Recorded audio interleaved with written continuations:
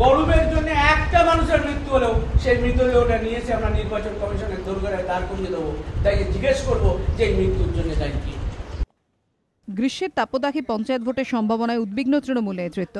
এমনকি দলের সর্বভারতীয় সাধারণ সম্পাদক মুকুল রায় তো জানিয়েই দিলেন, ভোট চলাকালীন গরমের জন্য একজনেরও মৃত্যু হলে দেহ নিয়ে বিক্ষোভ দেখাবেন রাজ্য নির্বাচন কমিশনের দফতরের সামনে। কিন্তু মুকুল রায়ের এই অবস্থানে স্ববিরোধিতাই দেখছে রাজনৈতিক মহলের একাংশ। তাঁদের যুক্তি, 1998 সালে পঞ্চায়েত ভোট হয়েছিল গ্রীষ্মকালেই 22 মে, 2003 সালে হয়েছিল 11 মে এবং সর্বশেষ পঞ্চায়েত ভোট হয়েছিল 2008-এর 11, 14 এবং 16 মে, অর্থাৎ আগের 3টি পঞ্চায়েত ভোটই হয়েছে গ্রীষ্মকালে।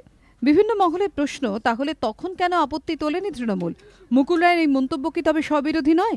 মুকুল রায় বলছেন, ভোট চলাকালীন গরমে কারো মৃত্যু হলে সে দায়িত্ব কমিশনের, রাজ্য সরকারের নয়। দাবি সপক্ষে রীতিমতো যুক্তিও দেখিয়েছেন তিনি। কেন্দ্রীয় আইন বলবৎ আছে যেখানে, সেইখানে যখন এই যেমন ঝাড়খণ্ডে কেন্দ্রীয় আইন বলবৎ আছে, 10 জন মানুষ মারা গেছে, কেন্দ্রীয় সরকার কি দায়িত্ব নিচ্ছে?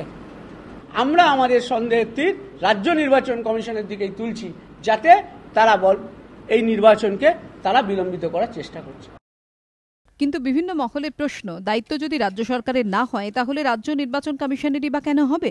2008-এ পঞ্চায়েত ভোটের সময় তৎকালীন রাজ্যপাল গোপাল কৃষ্ণ গাধীর সঙ্গে দেখা করে পঞ্চায়েত নির্বাচনে কেন্দ্রীয় বাহিনী আনার দাবি করেন তৎকালীন বিরোধী দলনেত্রী মমতা বন্দ্যোপাধ্যায়। অথচ শনিবার মুকুল রায় বলেন, তারা কখনোই কেন্দ্রীয় বাহিনীর কথা বলেননি, বরং প্যারামিলিটারি ফোর্সের কথা বলেছেন। 2006-এ নন্দীগ্রাম হয়েছে, 2007-এ সিঙ্গুর হয়েছে, 2006 এবং 2008-এ রেগুলার জঙ্গলমহল জ্বলছিল, পঞ্চায়েত নির্বাচন হয়েছিল, কেন্দ্রীয় বাহিনী ছিল না। কেন্দ্রীয় বাহিনী ছিল না।